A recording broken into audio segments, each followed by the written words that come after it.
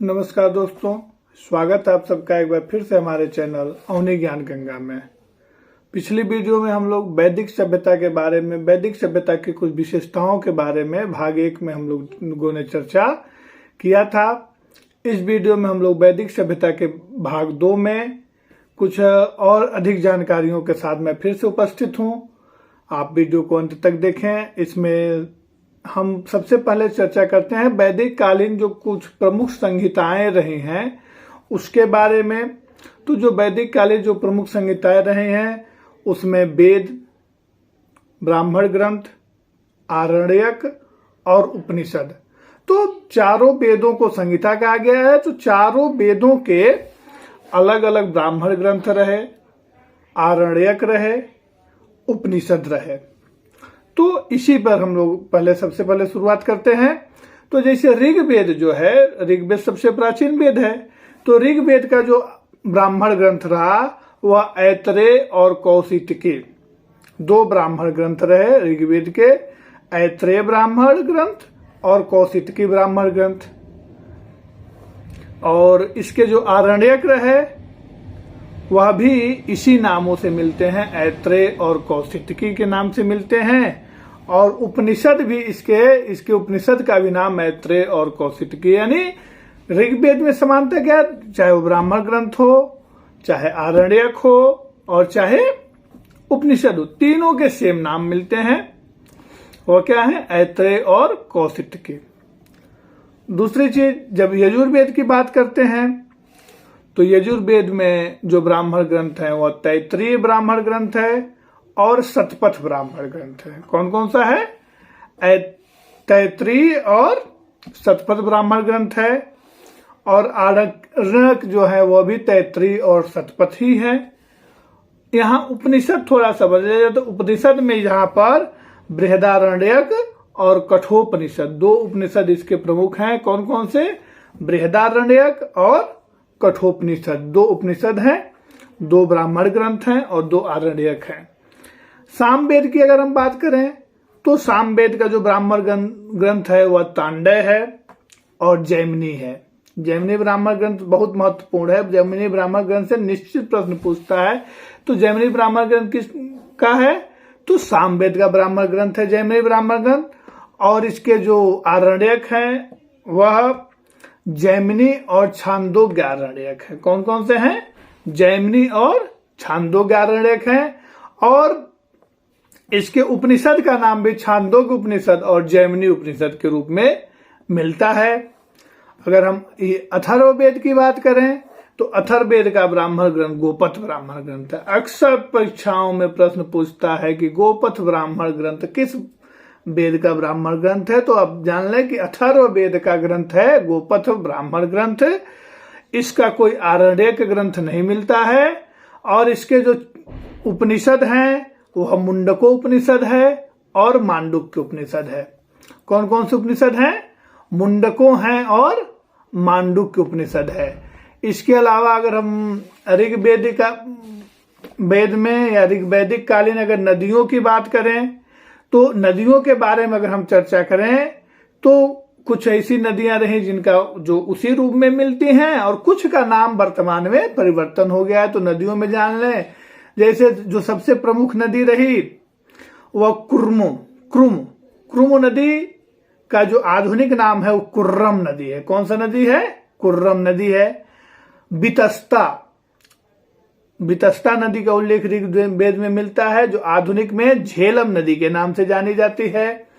परुष्णी नदी का नाम मिलता है। परुष्णी नदी जो आधुनिक में हम इसको रावी नदी के नाम से जानते हैं। विपाशा नदी मिलती है ऋग्वेद काल में। विपाशा नदी को आधुनिक रूप में हम व्यास नदी के नाम से जानते हैं।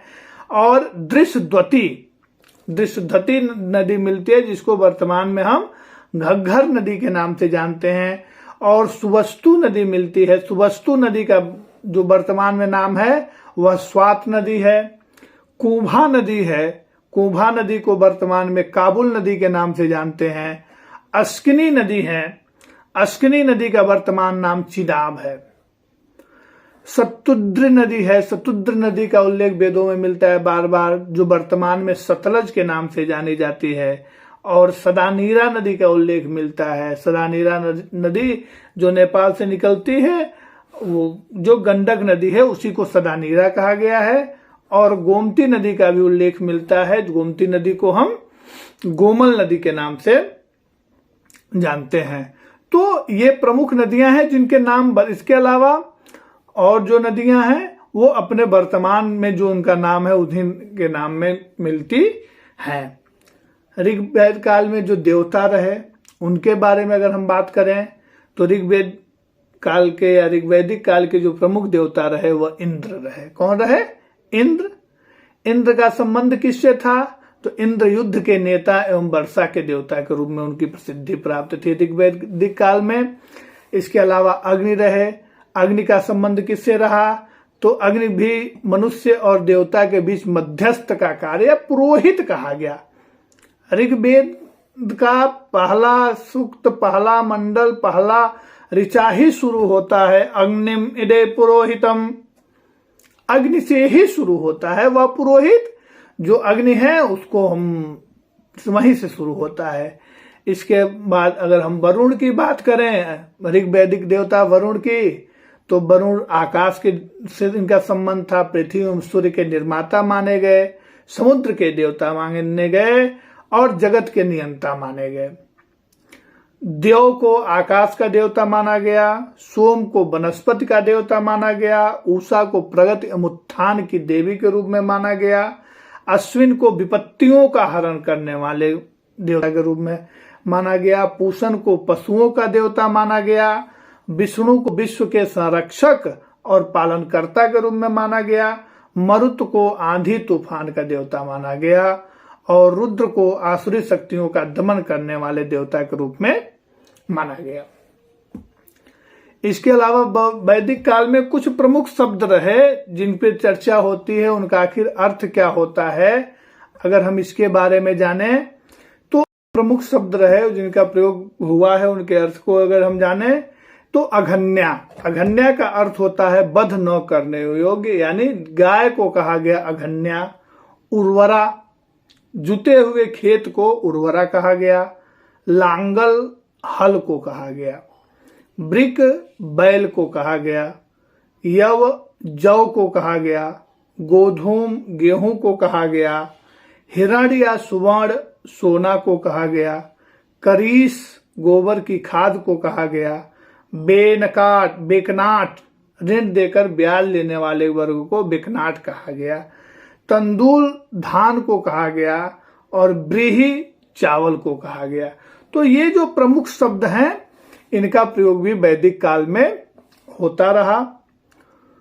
इसके अलावा वैदिक काल में जंगल की देवी को अरण्यानी कहा जाता था। और जो है, तो मित्रों इस वीडियो में इतना ही। उम्मीद है आपको वीडियो अच्छी लगी होगी, और अच्छी लगी तो शेयर करें, लाइक करें, कमेंट करें। और अब तक अगर आपने हमारे चैनल को सब्सक्राइब नहीं किया तो सब्सक्राइब जरूर करें। मिलते हैं अगले वीडियो में उत्तर वैदिक कालीन सभ्यता के साथ। नमस्कार।